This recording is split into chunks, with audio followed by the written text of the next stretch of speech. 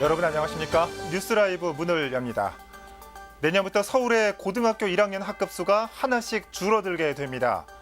일단 17개 학교가 대상인데 학생 수가 급감했기 때문입니다. 10년 전에 비해 3분의 1 정도가 줄었다고 합니다. 요즘 더워서 도로가 한산하죠. 가까운 미래에는 이 줄어든 인구 때문에 도로가 한산하지 않을까 하는 우려도 됩니다. 7월 26일 뉴스라이브 지금부터 시작합니다. 오늘의 헤드라인입니다. 서울시가 자영업자의 카드 수수료를 줄이기 위한 서울페이의 연내 도입을 공식 선언했습니다. 올여름 쪽방촌 주민들의 폭염과의 사투가 이어지고 있지만 폭염 사고를 막기 위한 이렇다 할 맞춤형 정책은 없는 상황입니다. 재개발이 해제된 지역이 열악한 기반시설 등으로 보수되지 못한 채 방치되고 있는 상황입니다. 동화동 공영주차장 공사가 재개됐습니다. 주민들은 육아와 커뮤니티 공간 등 주민 친화 시설을 요구하고 있습니다.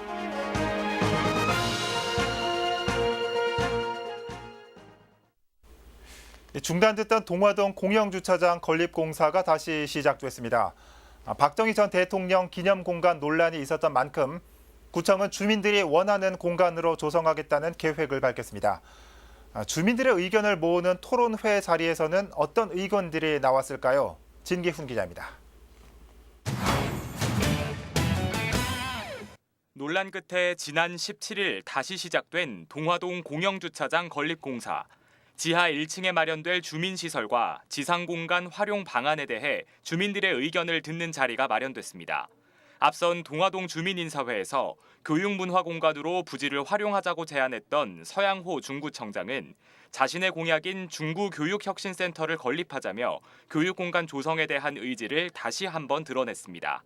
그리고 주거 지역 밀집 지역이기 때문에 이런 걸 감안할 때 교육 관련 시설이 들어오는 게 좋지 않겠냐라고 하는 교육과 보육의 거점으로서의 제 공약에 있었던 중구교육혁신센터를 이어서 시작된 주민토론회에서는 새롭게 들어설 공간에 대한 주민들의 다양한 의견이 쏟아집니다. 그리고 제 조카들이 여기서 갈 때나 놀 데가 없어가지고 아이들 카페들 갈때 딱 그 정도 연령이 되면 아무 데도 갈 데가 없어요. 엄마들이 이제 집에서 아이만 키우다 보면 굉장히 스트레스도 많이 받고 이제 우울증에 걸린 엄마도 있는데 그런 좀 엄마들을 위해서 주부들이 힐링 공간. 아이와 부모를 위한 공간에 대한 목소리부터 국민들에게 열린 커뮤니티 공간을 만들어달라는 의견이었고요. 주민 자치 프로그램이라든지 공동체 프로그램들을 진행할 수 있는 저희 새로 들어서는 건물에는 4차 산업혁명 교육체험센터가 들어섰으면 좋겠다는 희망이 있습니다. 전 세대가 공유할 수 있고 다가올 미래를 대비하는 공간으로 활용하자는 목소리까지 새롭게 조성될 주민 공간에 대한 기대는 교육 공간 조성 그 이상이었습니다. 많이 나온 의견 위주로 저희가 이제 참작해서 할 예정인데 일단 우선 교육 시설 위주로 듣고 기타 다른 시설은 다른 공간에서 할 수 있도록 저희가. 군은 토론회에 참석한 주민 중 10명의 주민 대표를 선발해 공간 조성에 주민들의 의견을 적극 반영한다는 방침입니다. 딜라이브 서울 경기 케이블 TV 진기훈입니다. 수년간 재개발이 추진되다가 여러 이유로 해제되고 있는 곳이 늘고 있습니다. 성북구의 경우 개발 해제 구역이 39곳에 달하는데요. 문제는 해제 이후 2차 노후화 현상이 심해지고 있다는 겁니다. 이혜진 기자가 취재했습니다. 서울시 직권으로 지난 2015년 재개발 사업이 해제된 성북 4구역. 200여 채의 노후된 주택이 밀집해 있습니다. 담장엔 금이 가고 낡은 지붕은 위태로워 보입니다. 이곳엔 하수도와 도시가스조차 없습니다. 차가 다닐 수 있는 소방도로도 없어 만일에 있을 화재엔 무방비 상태입니다. 도시가스도 소방도로도 없지. 기름 하긴 뭐 겨울에 한 포철 달라면 100만 원씩 들여야 되는. 엄청 애껴 떼니까 그렇기 때문에 따숩게는 사나 노인네들은 다 애끼면서 살지. 도시 한복판에 성북역 같은 데는 없어 솔직히. 재개발 사업이 해제된 또 다른 지역. 이곳 역시 상황은 마찬가지입니다. 여기저기 금이 가고 낡은 주택은 붕괴 위험마저 안고 있습니다. 서울시가 주변 경관 보호를 위해 재개발 사업을 직권 해지한 것. 문제는 열악한 기반 시설로 인해 주민들 각자 집을 짓거나 보수하기조차 힘들다는 겁니다. 성북구의 경우 서울시가 직권 해제한 9곳 모두 비슷한 상황에 놓여 있습니다. 집을 고치고 싶어도 건축 자재라든가 장비라든가 차량들이 안쪽까지 진입을 못하니까 공사비 단가가 엄청 높아지죠. 이제 인력으로만 해야 되니까. 그래서 이제 그런 것들이 계속 이제 주거 환경을 개선할 수 있는 여건이 안 되기 때문에 집들이 더 노후화되고 더 열악해지는 이제 2차 노후화라고 그러는데요. 결국 도로나 하수시설 등 기반시설 개선이 선행돼야 노후주택 보수도 가능한 상황. 하지만 2015년부터 지난 3년간 성북구의 해제 지역 중 서울시가 추진 중인 도시재생 사업에 선정된 곳은 단 한 곳도 없습니다. 성북 4구역의 경우 정부가 시행하는 도시재생 사업에 공모하기 위해 준비 중이었지만 해당 자치구의 집값 상승률이 평균보다 낮아야 한다는 단서 조항에 걸려 신청조차 하지 못한 것으로 드러났습니다. 서울시에서 주민 찬반 투표 의견 수렴 없이 직권으로 의사결정을 했다면은 최소한 그런 지역은 다른 지역과 달리 별도로 도시재생하고 연계해서 주거 환경을 개선해 주려는 노력이 있어야 되는데 전원 8구역도 2016년도에 직권해가지고 16년도부터 우리가 계속 도시재생을 지금 전원 389구역을 지금 신청하고 있어요. 3년째. 그런데도 해주지도 않고 있고. 한편 얼마 전 발표된 빅데이터 조사에서 서울시 자치구 중 성북구에 가장 많은 노후 건축물이 자리 잡고 있는 것으로 나타났습니다. 딜레이브 서울 경기 케이블 TV 이혜진입니다. 한두 사람이 겨우 들어갈 만한 쪽방촌에서는 요즘 이 폭염과의 사투가 벌어지고 있습니다. 노인과 기초생활수급자의 비율도 많지만 이렇다 할 뾰족한 지원 대책은 없는 상황입니다. 이재용 기자입니다. 용산구 쪽방촌입니다. 한평 남짓한 방에서 선풍기 한 대에 의지한 채 무더위와 사투를 벌입니다. 선풍기 들어도 이불 다 쪄지죠. 땀 뻘뻘. 싫은 데서 이제 땅바닥에서 그냥 들어서 잘 수는 없으니까는 이거 닦아가지고 깔아놓고 이제 잘라. 우통을 벗고 자거나 시원한 물을 마셔 더위를 이겨보려 해도 쉽지 않습니다. 참다 못한 쪽방민들이 방을 나섭니다. 오히려 방보다 밖이 더 시원하기 때문입니다.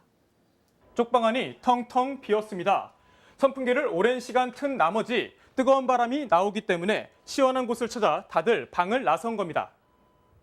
쪽방민들이 피난처로 선정한 곳은 인근 공원이나 서울역 쪽방 상담소에서 운영하는 무더위 쉼터입니다. 혹사기 관련해서 청소 지급해드리고 무더위 쉼터에서 센터 개방해가지고 피하실 수 있게 저희 센터 이용하실 수 있도록 해드리고요. 선풍기나 모기 퇴치제라든지 이렇게 소방품 들어오는 것들 나눠드리고 있어요. 하지만 거동이 불편하거나 앞이 보이지 않으면 이마저도 어려운 상황입니다. 가만히 있는 게 제일 나은 거예요. 꼼짝도 않고. 죽지 못해 사는 거예요, 한마디로. 현재 용산구 후암로 일대에 거주하는 쪽방민은 1000여 명으로 이 중 27%는 65세 이상 노인입니다. 하지만 기초생활 수급자나 고령을 위한 자치구 차원의 무더위 대책은 현재 마련돼 있지 않습니다. 무더위 대책과 관련해서 저희 용산구 자체적으로 하는 거는 없어요. 이런 가운데 서울시 의회에선 지난 23일 폭염을 자연재난에 포함하는 조례 개정안을 발의했습니다.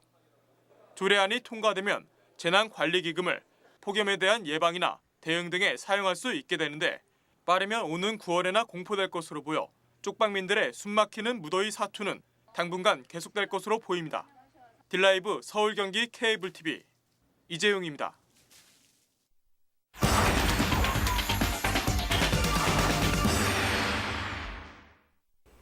각 자치구의회 신임 의장들을 만나보는 시간, 오늘은 구로구의회로 가보겠습니다. 구로구에는 교정시설 부지와 서부 간선도로 지하화 등 개발과 관련된 많은 이슈가 부각되고 있습니다. 그만큼 주민들의 목소리를 반영할 구의회 역할이 중요할 겁니다. 구로구의회 박칠성 의장 연결돼 있습니다. 의장님 안녕하십니까?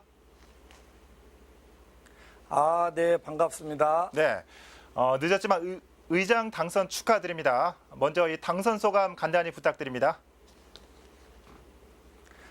네. 새로 시작하는 제8대 구로구의 의장직을 맡게 되어 영광으로 생각합니다. 구로구의 의장으로서 우리 구로구에 대한 막중한 사명감과 책임감을 느끼며 16명 의원 전원이 한마음 한뜻으로 상호간 어떠한 문제라도 머리를 맞대고 대안을 찾아 국민들을 웃음짓게 하는 구로구의회로 거듭날 수 있도록 최선을 다하겠습니다. 예. 감사합니다. 16명 의원들의 화합을 강조해 주셨습니다. 자, 의장님은 3선이시죠? 이번에 이 구로구의회의 새로운 얼굴, 그러니까 이 초선 의원들이 다수 진출했습니다. 중진 의원으로서 어깨도 무거우실 것 같고 이 초선에 대한 기대감도 클 것 같은데 어떠십니까? 네. 제8대 구로구에는 16명 중 초선으로 6분이 있습니다. 저희는 재선과 초선 의원이 함께 신 9세대의 조화를 이뤄 구로구회를 효율적으로도 발전적으로 운영해 나가고자 합니다. 예. 재선 의원은 그동안 쌓은 경험을 토대로 여러분들과 지혜를 공유하고 초선 의원은 새로운 시각을 제안하여 사안을 다른 각도에서 볼 수 있게끔 넓은 시야를 갖도록 해줘 우리 의회에 활력소를 제공할 수 있으리라 봅니다. 네. 초선과 재선 의원의 조화는 우리 구로구회에 더 커다란 도약에 이바지하리라 하며 함께 조화를 이루어 나가도록 하겠습니다. 예. 저도 이 신구 의원들의 조화를 기대하겠습니다. 그리고 의장님 앞서서 잠시 언급했지만 네, 감사합니다. 예, 구로구에는 현재 개발과 관련된 이슈가 많습니다. 주민들의 기대감도 많고 이 피해도 적지 않은 만큼 의회 역할이 중요할 것 같은데 어떤 계획을 갖고 계신지요? 네. 현재 구로구에는 여러 현황 사항이 산재되어 있습니다. 예. 서부 간선도로 지하공사, 고척동 교정시설 이적지 개발 및 구로구 지역을 통과하게 될 광명에서 서울을 잇는 민자고속도로 공사 등 또 철도 기창 이전까지 이러한 여러 일들이 우리 주민들에게 직간접적으로 영향을 미치고 있는 것이 현실입니다. 예. 우리 구로구에는 주민 입장에서 여러분께 먼저 다가가 주민이 원하는 바를 먼저 듣고 고민하여 구로구가 안전하고 다 함께 행복할 수 있도록 만들기에 최선의 노력을 다할 계획입니다. 네. 자, 마지막으로 이 전반기 구로구의회 운영 방향에 대해 한 말씀 부탁드립니다. 예. 저는 구로구회를 3가지 사항에 역점을 두어 운영하고자 합니다. 네. 예, 첫째로 소통하고 화합하는 정감 있는 의회를 만들겠습니다. 언제 어디서든 국민들과 소통하여 주민의 복지 향상과 지역 발전을 위한 정책 결정에 최선을 다하겠습니다. 예. 둘째, 의회 역량 강화를 위해 공부하고 연구하는 의회를 만들어 나가겠습니다. 구로구의 현안 사항 해결이나 중장기 비전 마련을 위해 전문가를 초청하여 의견을 나누고 각급 공청회, 사업 발표 등에 참여하여 주민 위한 공부를 게으르지 않는 의회가 되고자 합니다. 마지막으로 투명하고 신뢰받는 의회를 만들기에 노력하겠습니다. 의회 홈페이지 및 언론 매체 등을 활용하여 의정활동 상황을 대중에게 적극적으로 알려 열린 의회 실현에 앞장서고자 합니다. 항시 조심 잃지 않고 주민 위해 노력하는 구로구의회가 되겠습니다. 구로구의 발전을 지켜봐 주시기 바랍니다. 네. 감사합니다. 네, 이 새로운 의회에 대한 주민들의 기대도 클 것 같습니다. 의장님 오늘 말씀 잘 들었습니다. 네, 고맙습니다. 네, 구로구의회 박칠성 의장 연결해봤습니다.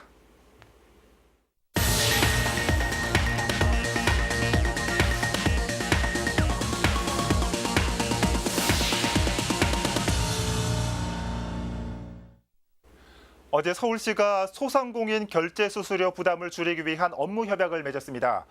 이른바 이 서울페이로 불리며 자영업자들의 카드 수수료를 0%대로 낮춘다는 건데 어떤 개념인지 또한 풀어야 할 숙제는 없는지 살펴보도록 하겠습니다. 이 서울시가 내건 카드 수수료 제로는 엄밀히 따지면 정확한 표현은 아닙니다. 이 신용카드를 사용하는 개념이 아니기 때문입니다. 간단하게 서울페이는 인터넷 뱅킹 개념으로 보면 되겠습니다. 쉽게 설명해서 이 상점과 개인 간의 계좌 이체를 보다 간편하게 만든 서비스입니다. 예를 들어 볼까요? 이 편의점에서 음료수를 구매하고 이 신용카드로 결제할 경우 편의점주가 신용카드사에 내야 하는 수수료는 가맹점 규모에 따라 0.8%에서 최고 2.5% 사이입니다. 하지만 이 서울페이 애플리케이션을 구동하고 이 QR코드로 결제를 하면 내 계좌에서 돈이 빠져나가 편의점에 즉시 입금되는 구조입니다. 중간에 신용카드사를 거치지 않기 때문에 카드 수수료가 발생하지 않는 거죠. 이 QR코드를 활용한 결제 방식은 두 가지를 사용할 수 있습니다. 매장 내의 QR코드를 내가 직접 촬영을 한 뒤에 결제 금액을 입력한 뒤에 결제 요청을 하는 방식과 내 QR코드를 편의점주에게 보여주면 판매자가 직접 QR코드를 찍어서 결제하는 방식입니다. 이 후자 쪽은 최근 활성화된 이 무슨 페이 하는 결제 방식과 똑같습니다. 서울시는 이를 위해 신한, 기업, 농협 등 11개 시중은행과 카카오페이, 네이버, 페이코 등 5개 민간 결제 플랫폼 사업자와 업무 협약을 맺은 겁니다. MOU를 맺은 업체들은 소상공인 가맹점에 계좌 이체 수수료를 면제해주게 됩니다. 자, 하지만 이 서울페이의 성공 여부는 바로 이용자, 즉 소비자들에게 달려 있습니다. 이 소비자들이 기존에 사용하던 대로 신용카드를 사용한다면 무용지물이 되기 때문입니다. 서울시는 이를 위해서 이 소득공제율 40% 확대 적용과 교통카드 기능 등의 인센티브를 마련했지만 이런 서비스의 재원이 결국 세금이란 점에 대한 논란도 있는 상황입니다. 또한 이 QR 방식을 활용한 다른 민간 업체들의 적립이나 할인 등의 달콤한 인센티브와 과연 서울페이가 경쟁할 수 있을까도 지켜볼 문제입니다. 서울시는 올해 말까지 서울페이를 도입한다는 계획을 밝혔고 2020년까지 전국으로 확대될 전망입니다. 자, 여러분은 앞으로 이 신용카드를 사용하시겠습니까? 아니면 이 스마트폰 앱을 이용한 QR코드로 결제하시겠습니까? 지금까지 서울시가 밝힌 서울페이의 이모저모 살펴봤습니다.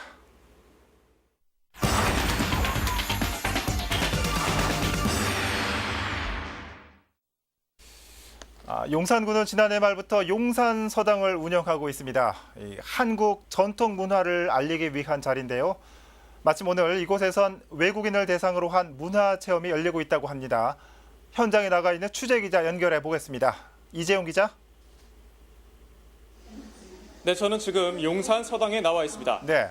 자, 이 기자, 이 서당이라고 하면 이 훈장님도 계시는 곳 맞죠?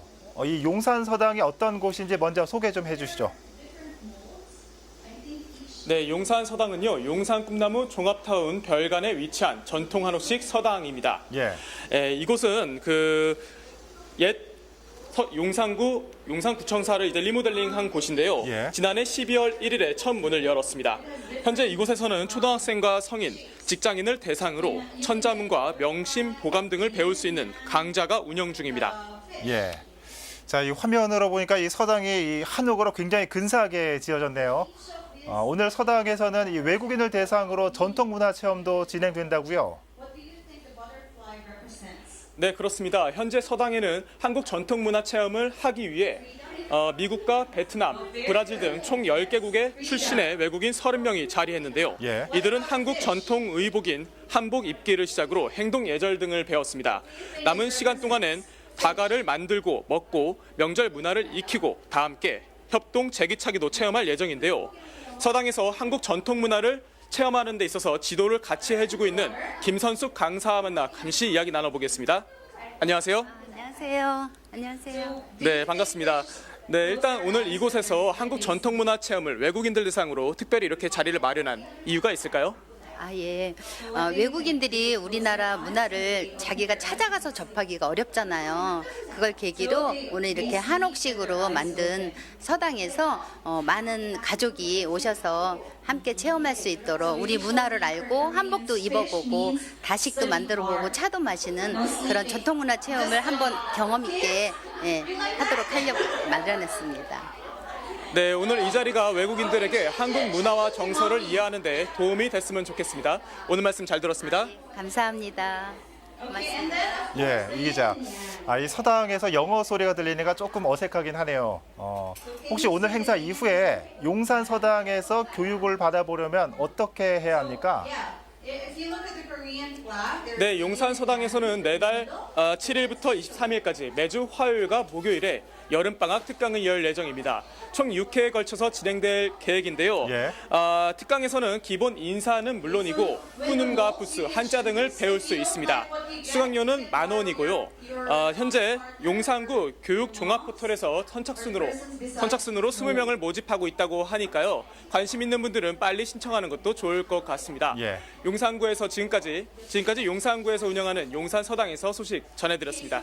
네, 이재용 기자 잘 들었습니다.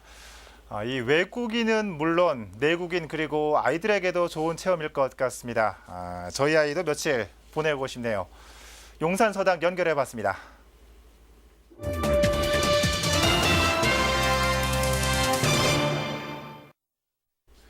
강남구는 기존 압구정 로데오역에 운영하던 나눔과 기부의 행복 공간인 G+ 스타존에 삼성동 코엑스몰 이전과 함께 지난 24일 홍보대사를 위촉했습니다. 구는 이와 관련해 구청에서 그랜드 코리아 레저 주식회사 사회공헌재단과 소람 한방병원, 신세계 프라퍼티, 수서 명화종합사회복지관과 함께 사회공헌 협약식을 가졌습니다. 이와 함께 한류스타 세븐틴을 새 단장한 G+ 스타존의 기부 홍보대사로 위촉했습니다. G+ 스타존은 지난 2013년 G+ 드림 프로젝트로 시작돼 34명의 한류스타가 홍보대사로 참여했습니다.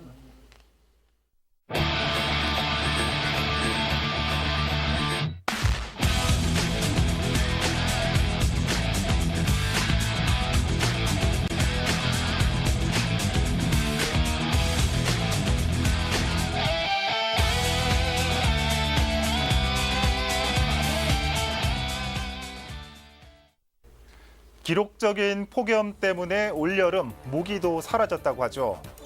서울시 자료를 보니까 이번 달 모기 개체 수가 지난해에 비해 절반으로 줄었다고 합니다.